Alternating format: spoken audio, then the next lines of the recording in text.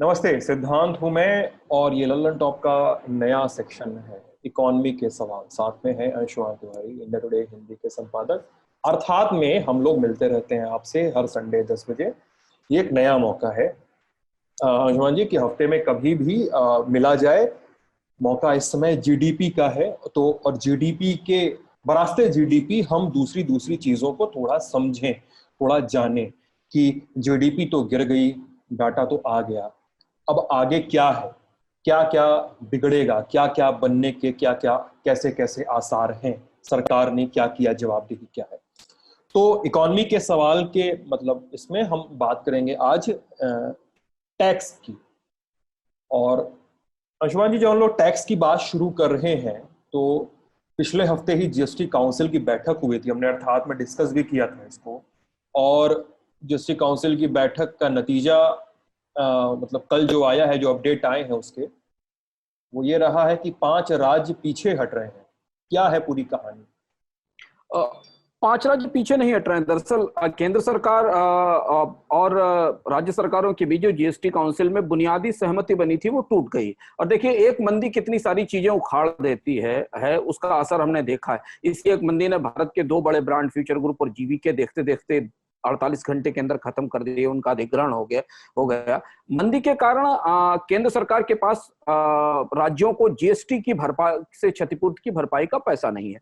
राज्य सरकारों की वित्तीय स्थिति बुरी तरह खराब है क्योंकि उनके पास टैक्सेस नहीं आ रहे हैं, जीएसटी से उनका हिस्सा नहीं मिल रहा है। बाकी जो टैक्स उनके पास जीएसटी के बाहर बचते हैं उनकी वसूली नहीं है, क्योंकि मकानों की खरीद फरोख्त नहीं हो रही है, वाहन नहीं बिक रहे हैं, गाड़ियां नहीं चल रही थी, तो बाकी टैक्सेस नहीं आ रहे। केंद्र सरकार ने एक वादा किया था कि राज्य सरकारों को जितना नुकसान होगा जीएसटी से 5 साल में, उसे 14% की वृद्धि के आधार पर उसकी वापसी की जाएगी। इस बैठक से पहले केंद्र सरकार ने बिल्कुल हाथ खड़े कर दिए और कहा कि हमारे पास पैसा नहीं है, आप कर्ज ही ले सकते हैं, हम आरबीआई से कहते हैं कि आपको कर्ज देंगे। उसके 2 फार्मूले रखे गए थे। एक फार्मूला ये था कि आप 97,000 करोड़ रुपए अपफ्रंट ले लीजिए कर्ज के तौर पर या 2,35,000 करोड़ रुपए दूसरी शर्तों के तहत कर्ज पर ले लीजिए।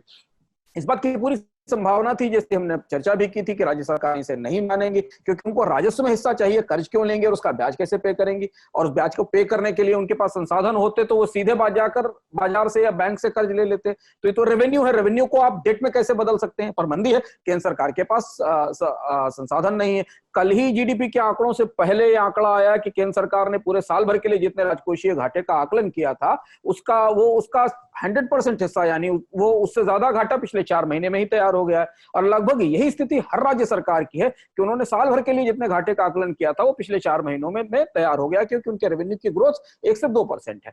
अब वहां राजनीति है स्वाभाविक सी बात है, क्योंकि राज्य सरकारों को पैसे चाहिए। तो अब जीएसटी काउंसिल 2 हिस्सों में बट गई है। 5 बड़े राज्यों ने मना कर दिया है कि वे इसे नहीं मानेंगे। संभावना है कि कुछ और राज्य इसमें शामिल होंगे जो अगले 2-3 दिनों में इस पूरी प्रक्रिया से असहमति जताएंगे।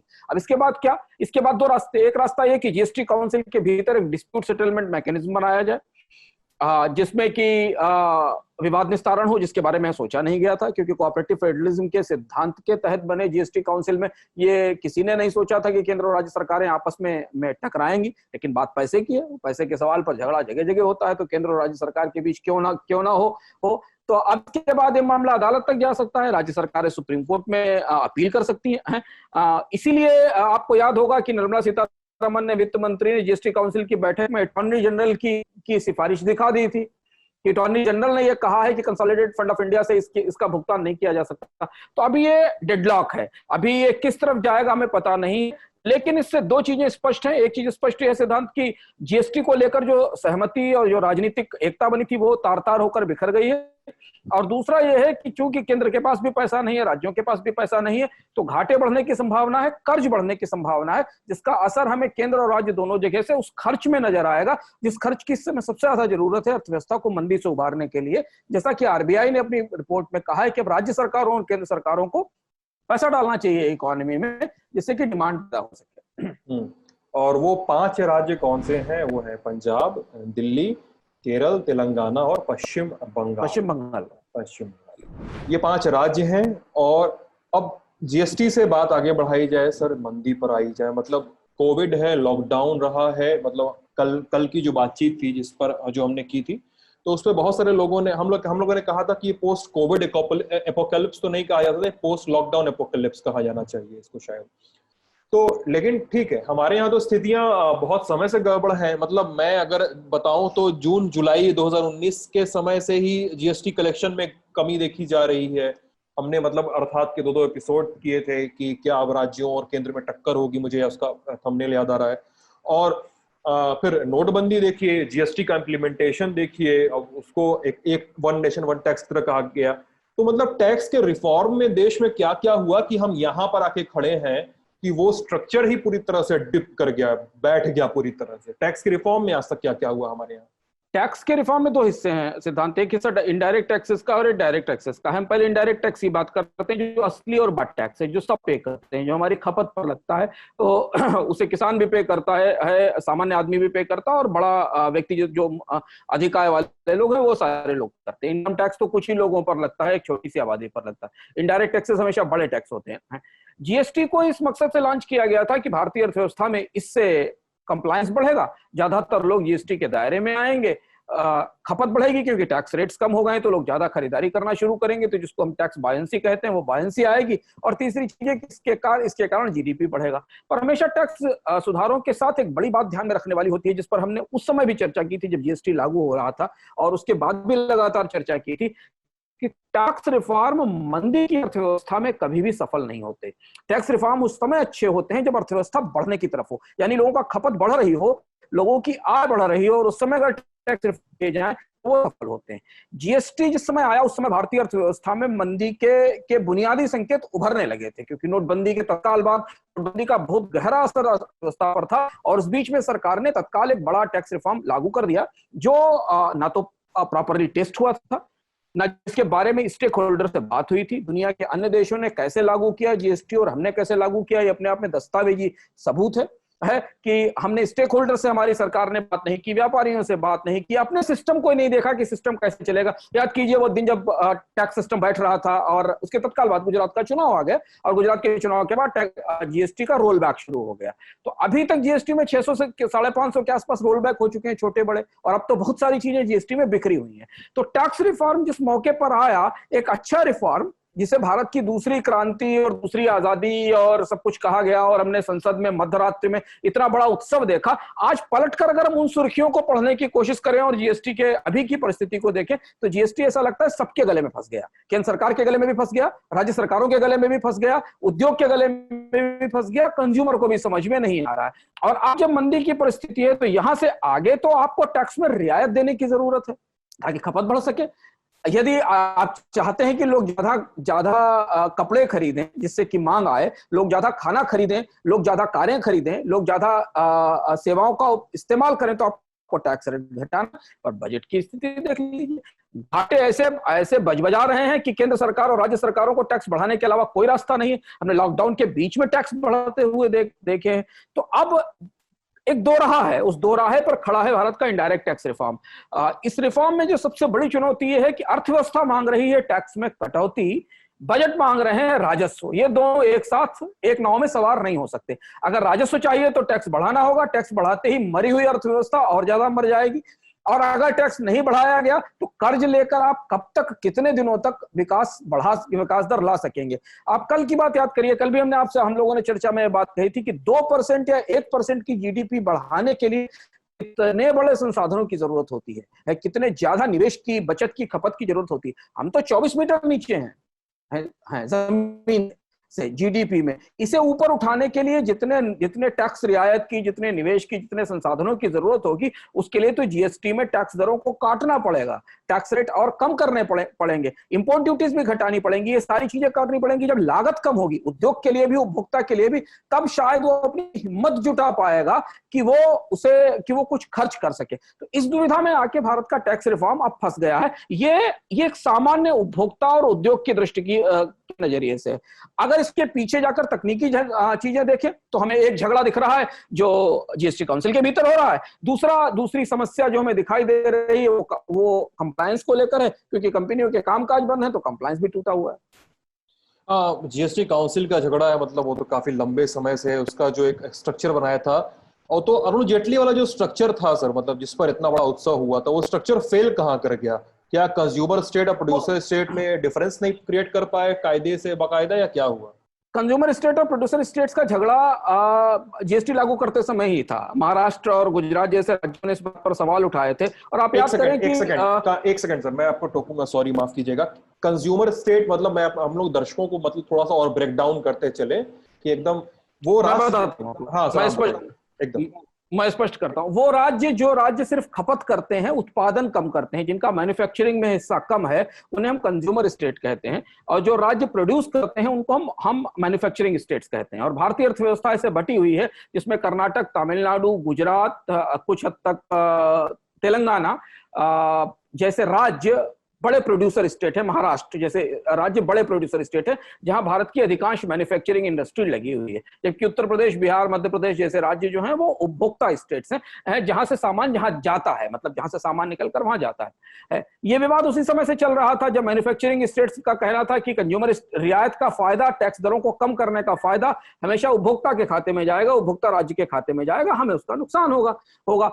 ऐसी परिस्थिति में ही उसे समझौते के लिए अरुण जेटली ने फार्मूला दिया था कि ठीक है, जितना नुकसान होगा वो सबके बीच में बराबर बांटा जाएगा और हम उसकी भरपाई करेंगे और उसके लिए जीएसटी के ऊपर एक्सेस लगा देंगे। अब आज की परिस्थिति में उसे छोड़ दीजिए कि कंज्यूमर स्टेट और मैन्युफैक्चरिंग स्टेट को अभी क्या मिलता। अभी तो स्थिति है कि जो वादा किया केंद्र सरकार ने जो क्षतिपूर्ति का नुकसान की जो गारंटी दी है, जो बीमा दिया है, उसी को वो ऑनर नहीं कर पा रहे हैं। आप इसे एक तरीके से केंद्र का अपनी जिम्मेदारी से डिफॉल्ट होना कह सकते हैं, इसे टैक्स की जिम्मेदारी से डिफॉल्ट होना कह सकते हैं, क्योंकि केंद्र सरकार उस टैक्स की जिम्मेदारी से डिफॉल्ट हो रही। उसका कहना है कि एक्ट ऑफ गॉड है, इसके कारण हमने नहीं सोचा था। लेकिन राज्य सरकारों का कहना यह है कि केंद्र सरकार ने उसकी गारंटी दी थी। अब ये अदालत में जाकर तय होगा कि एक्ट ऑफ गॉड है क्या उस कानून में इस तरीके की फायरवॉल है, इस तरीके का बचाव निर्मित किया गया था कि अगर मान लीजिए इकोनॉमी 3 महीने के लिए बैठ जाती है तो राज्यों का पैसा कौन देगा। तो यहां खड़े होते समय जो विवाद है वो विवाद इस तरीके का है कि अब राज्यों के खर्चे कैसे चलेंगे। राज्यों ने अपनी टैक्स लगाने की सारी ताकत संविधान में जो उनको दी गई थी, भारत का फेडरल स्ट्रक्चर ऐसा था जिसमें केंद्र और राज्यों के पास आर्थिक ताकत बराबर की थी। उन्हें भी टैक्स लगाने का अधिकार था, केंद्र को भी टैक्स लगाने का अधिकार था। वो ताकत केंद्र और राज्य सरकारों ने केंद्र के हाथ में दी थी, जीएसटी काउंसिल के हाथ में दी थी। और संसद के पैरेलल एक समिति बनाई गई थी जीएसटी काउंसिल के नाम से, जो एक पैरेलल कमेटी थी। उसमें काफी विवाद हुए थे कि जीएसटी संसद के दायरे से बाहर है, सीएजी के विवाद हुए थे। लेकिन अब जहां आकर बातें गाड़ी फंस गई है, जीएसटी अपने पूरे प्रीमाइस में, जो जीएसटी का पूरा प्रीमाइस है वही लड़खड़ा रहा है, उसका बेस ही लड़खड़ा रहा है। और ऐसी परिस्थिति में, ऐसे समय जबकि अन्य सरकारें दुनिया की अपने यहाँ टैक्स कम कर रही हैं, उपभोक्ताओं को रियायतें दे रही हैं, तब यहाँ पिछली जीएसटी काउंसिल की बैठक में याद कीजिए सिद्धांत, निर्मला सीतारमण ने क्या कहा कि हम जब अगली बैठक करेंगे तो हम ये देखेंगे कि हम सेस बढ़ाएं कैसे, हम कौन कौन से नए उत्पादों को सेस के दायरे में लाएं, क्योंकि ये जो नुकसान हो रहा है इसकी भरपाई के लिए हमारे पास पैसे नहीं होंगे। यानी एक सवाल यहाँ पे उपज रहा है कि old tax versus new tax, पुराना जो टैक्स सिस्टम था हमारा जीएसटी के पहले वाला, और नया टैक्स सिस्टम मतलब जीएसटी, और जो मतलब जिसको मतलब मेरे कई व्यापारी दोस्त हैं जो कहते हैं कि यार वो जीएसटी का रिटर्न फाइल करने में ही दिमाग का दही हो जाता है, समझ में नहीं आता है क्या कब करें। तो मतलब लोग एकदम पूछते हैं कि सर क्या पुराना ही टैक्स रखना चाहिए था तो ज्यादा फायदा होता, क्योंकि फायदा उसमें शायद दिख भी रहा था। कि नया टैक्स सिस्टम रखा जाए जिसमें झगड़ा ही झगड़ा है, कहाँ पे ज्यादा फायदा है? अभी कहना मुश्किल है, क्योंकि पुराना टैक्स अगर आप रेवेन्यू के हिसाब से उपभोक्ताओं को मिलने वाली सुविधाओं के, कारोबारियों को मिलने वाली सुविधाओं के हिसाब से देखें तो आपको कुछ स्पष्ट रूप से दिखाई देगा कि पिछले टैक्स सिस्टम में 1.5 लाख करोड़ का रन रेट था। आज रन रेट घट के अभी जीएसटी का नंबर आया 85-86 हजार करोड़ रुपए रह गया महीने का। लेकिन ये इतना कहना इतना आसान नहीं है कि पुराना टैक्स सिस्टम लाया जाए। मुझे लगता है कि जीएसटी के बारे में अभी थोड़ा रुककर हमें समझना पड़ेगा कि अगले 3-4 महीने, अगले 5 महीने कैसी परिस्थिति होती है। एक चीज आज स्पष्ट हो गई कि भारतीय अर्थव्यवस्था गहरी और लंबी मंदी में चली गई है। जैसे हमने कल डिस्कस किया था और आपसे हम लोगों ने कहा था ना कि भारतीय अर्थव्यवस्था में ये इस साल की समाप्ति नेगेटिव ग्रोथ के साथ होगी। आज हमारे पास कम से कम 6 बड़ी एजेंसियों के जीडीपी डाउनग्रेड के प्रोजेक्शंस आ गए हैं। नमूरा ने कहा कि ये साल भारत के लिए 11% माइनस में बंद होगा। मैंने एसबीआई ने कहा पूरे चारों क्वार्टर का एवरेज, पूरे चारों क्वार्टर को मिला के 2020 और 21 के साल में भारत की विकास दर 0 से 11%, 10.9% नीचे रह सकती है। एसबीआई ने कहा 10.8% नीचे रह सकती है। क्रिसिल ने कहा 9.5% नीचे रह सकती है। केयर ने कहा 6.4% नीचे रह सकती है। अगर आप इन सबको मिलाकर उनका एक एवरेज निकाल लें तो आपको दिखाई पड़ेगा कि किसी भी स्थिति में भारत 2020-21 में जीरो लेवल पर या पॉजिटिव लेवल पर नहीं आ पाएगा, निगेटिव रहेगा। वो निगेटिव रह हो सकता है 8 से 9% की विकास दर माइनस में रहेगी। हम एक साल पहले भारत में 8 से 9% की विकास दर की बात कर रहे थे। अब ऐसी परिस्थिति में सिद्धांत सारा रिफॉर्म, सारी परिस्थितियों को नए सिरे से देखने की जरूरत है। मुझे लगता है यहां वो समय है जहां जीएसटी को नए सिरे से देखा जाए, उसे समझने की कोशिश की जाए। लेकिन दिक्कत यह है कि मुश्किल जब होती है, एकजुटता की परीक्षा तभी होती है क्योंकि केंद्र और राज्य सरकारों के बीच जो सहमति है, जो आर्थिक सहमति है, वो पिछले सालों में नहीं बन पाई। राजनीतिक दबाव और राजनीतिक खींचतान इतनी ज्यादा है, चुनाव सामने खड़े हुए हैं कि ऐसे समय जब जीएसटी के बारे में बैठकर बात करनी चाहिए तब हम देखने वाले हैं कि आने वाले समय में मुकदमेबाजी शुरू होने वाली है केंद्र और राज्य सरकारों के बीच में। और संयोग की बात यह है कि पिछले साल अर्थात में जब राज्यों के नतीजे आए थे चुनाव के, तब हमने इस बात पर चर्चा की थी और कहा था कि अगले 1 साल के भीतर जीएसटी में राज्यों, केंद्र और राज्यों की सहमति टूट जाएगी। और तब हमारे पास कोविड का या इसका कोई आकलन मौजूद नहीं था, तो हमने सिर्फ मंदी को ध्यान में रखते हुए कहा था कि जीएसटी केंद्र और राज्यों के बीच जो सहमति का केंद्र था वो अगले 1 साल के भीतर अखाड़ा बन जाएगा। और वो चीज भी सही साबित हो गई है। वो एपिसोड शायद अर्थात लर्न टाइप की टाइमलाइन पे कहीं होगा, जिस पर दिसंबर के पहले हफ्ते में शायद वो एपिसोड किया था। मुझे याद है पिछले साल हमने इस पे चर्चा की थी कि ये हो सकता है। हाँ, तो अब यही सवाल है अंशुमान जी कि सरकार करे क्या, क्योंकि एक तो तरफ तो पैसा चाहिए काफी ज्यादा इनको, ठीक है, बहुत ज्यादा। मतलब हमारे यहाँ एक लालिमा है तो पूछ रही है, मतलब उनका सवाल है, मतलब हम लोगों ने लल्लन टॉप में कई सारे लोगों से बातचीत की कि जीडीपी को लेकर, टैक्स को लेकर समझना क्या है। तो लोग पूछ रहे हैं क्या सामान महंगा हो जाएगा, टैक्स बढ़ेगा। तो लोग पूछ रहे हैं कितना पैसा चाहिए, कि टैक्स से कितना पैसा चाहिए सरकार को कि मामला थोड़ा सा स्थिर होता दिखे। तो अभी जैसे 85-86 हजार करोड़ रुपए हर महीने आ रहा है, तो अभी क्या टारगेट होना चाहिए सरकार का? सरकार कैसे करे, दाम बढ़ा दे, खपत बढ़ाए, क्या करे?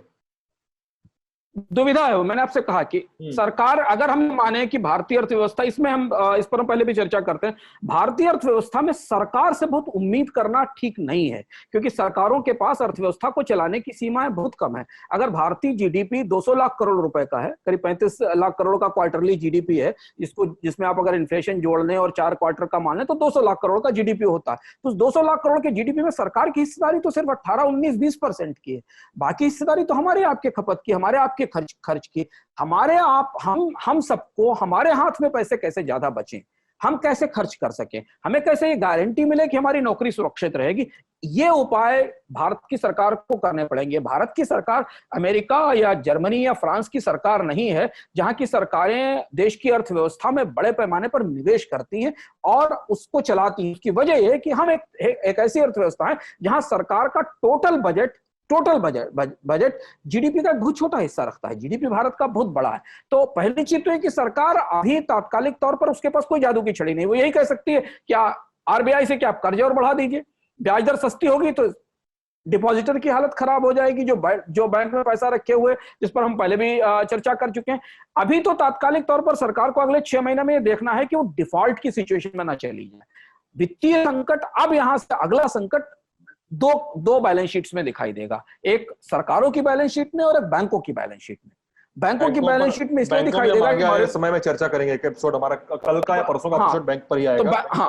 तो बैंकों की बैलेंस शीट में और सरकार की बैलेंस शीट में, तो सरकार की बैलेंस शीट में तो अभी घाटा ही घाटा है और आने वाले 1 साल तक सरकार को रेवेन्यू में किसी बढ़ोतरी की उम्मीद नहीं है। और अगर रेवेन्यू में किसी बढ़ोतरी की उम्मीद होगी तो उसके लिए टैक्स बढ़ाना पड़ेगा। अब टैक्स में बढ़ा सकते हैं जब लोगों के पास नौकरी नहीं है, रोजगार नहीं है, और अगर सरकारें टैक्स बढ़ाएंगी तो उसका खामियाजा में और ग्रोथ में गिरावट के तौर पर देखना पड़ेगा। तो यहां सिर्फ यही स्थिति है, 2 विकल्प बचते हैं। एक है कि सरकार ज्यादा कर्ज ले, करेंसी प्रिंट करे, करे और करेंसी प्रिंट करे, जिसमें हम पहले भी चर्चा कर चुके हैं, यानी डेट को मोनेटाइज करे। ये कैलकुलेटेड रिस्क है। इस कैलकुलेटेड रिस्क का मतलब होगा कि अगर आप ज्यादा करेंसी प्रिंट करेंगे तो आपकी अपनी करेंसी डाउन होगी, घाटे बहुत ज्यादा होंगे, तो रुपए का जो मूल्य है वो बाकी करेंसीज की दुनिया की तुलना में दुनिया में कम होगा, और उसका असर हमें भारतीय शेयर बाजार से पूंजी की निकलने के तौर पर दिखाई देगा। सामानों की कीमत बहुत ज्यादा बढ़ भी जाएगी। हाँ, तो ये जो तो हम महंगाई देखेंगे, फिर महंगाई सामने आएगी, क्योंकि ज्यादा करेंसी आप प्रिंट करेंगे, सामान कम होंगे, पैसा ज्यादा होगा तो सामानों की कीमत बढ़ेगी, क्योंकि हम सरप्लस इकोनॉमी नहीं है।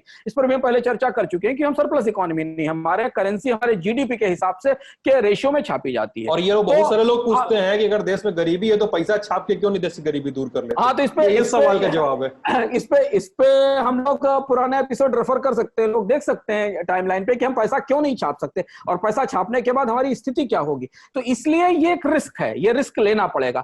अगर हम मोनेटाइज करेंगे डेफिसिट, मोनेटाइजेशन का मतलब है कि जो घाटा उसको भरने के लिए हम ज्यादा नोट छापेंगे, तो उसके दो तात्कालिक असर होंगे। पहला, एक तात्कालिक महंगाई आएगी, क्योंकि प्रोडक्शन कम है और वैसे भी कम है क्योंकि डिमांड नहीं है।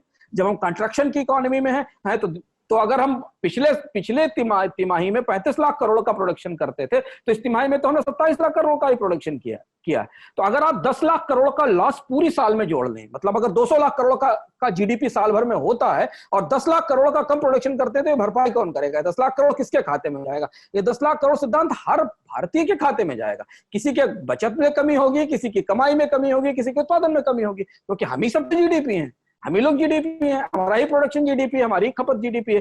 तो अब सरकार के पास यह है कि सरकार अगर डेट मॉनेटाइज, अगर करेंसी प्रिंट करती है तो उसका असर महंगाई और भारतीय मुद्रा के वैल्यूएशन में कमी के तौर पर सामने आएगा। तो आज जो हम भारत में विदेशी जो पहले से इतने बुरे तरीके से हिट है, हाँ, तो अगर उससे अगर मान लीजिए रूपी कमजोर होता है, वीक होता है, तो हम भारतीय बाजार में जो पैसा आ रहा है, जो भारत में विदेशी पूंजी आ रही है, उसका वापस जाता हुआ देखेंगे।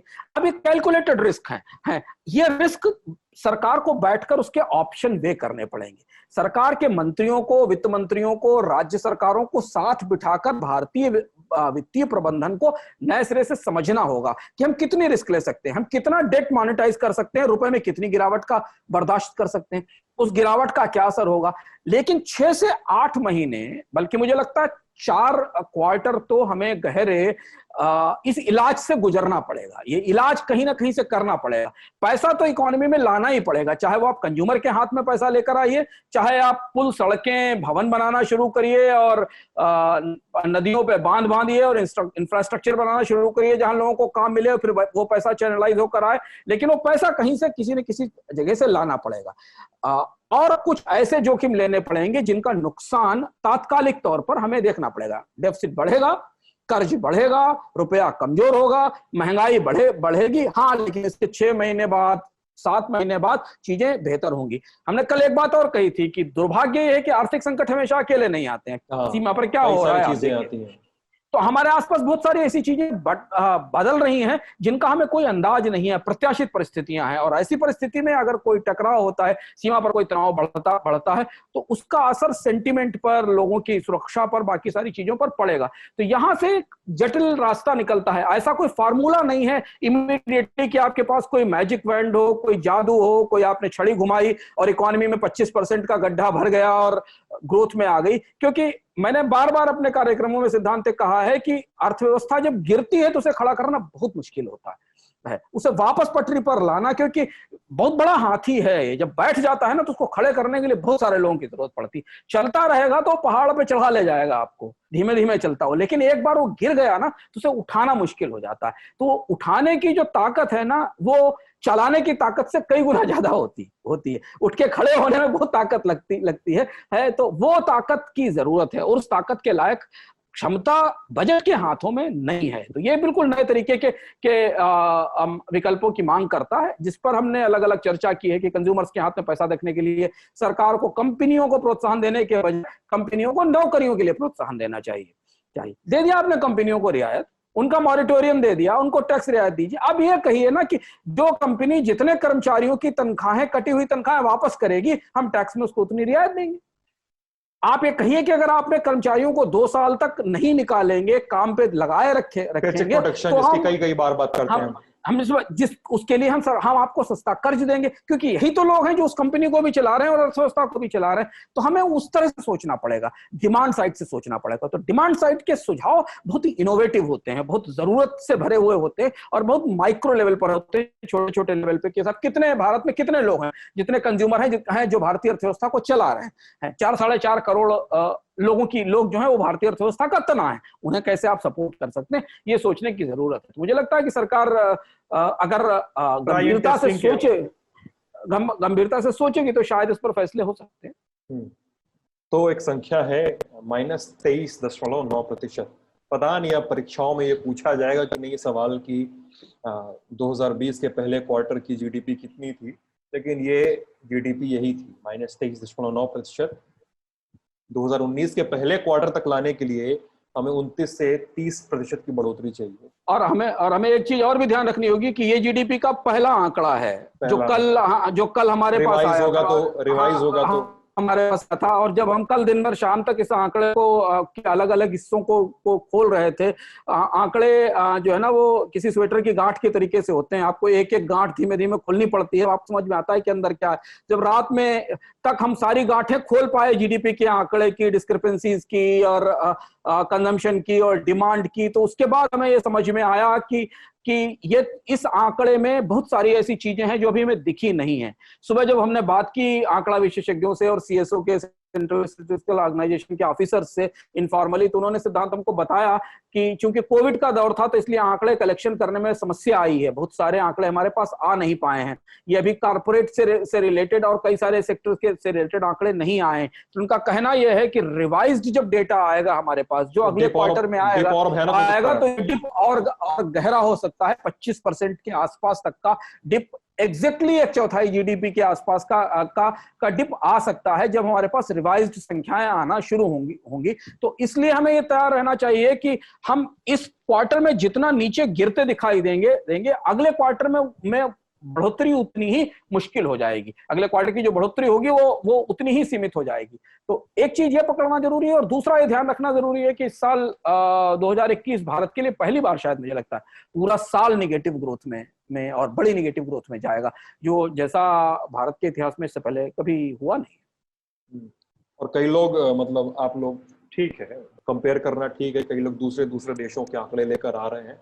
हम अपने देश की बात करने के, हम भारत की बात करने यहाँ पे आए हैं, यहाँ की पॉलिसीज पे, यहाँ के मेजर्स पे सवाल करने, उनके हल ढूंढने आए हैं। नहीं, दूसरे देशों की इकोनॉमी में सिद्धांत समझना जरूरी है कि हम जिन देशों से कंपेयर कर रहे हैं, साइज कितना है, साइज एक बड़ी चीज है, पर कैपिटा इनकम एक बड़ी चीज है कि उन इकोनॉमीज में जो उसके कॉन्स्टिट्यूएंट्स हैं, जो उसके स्टेक होल्डर्स हैं, उनकी कमाई और खर्च कितना है।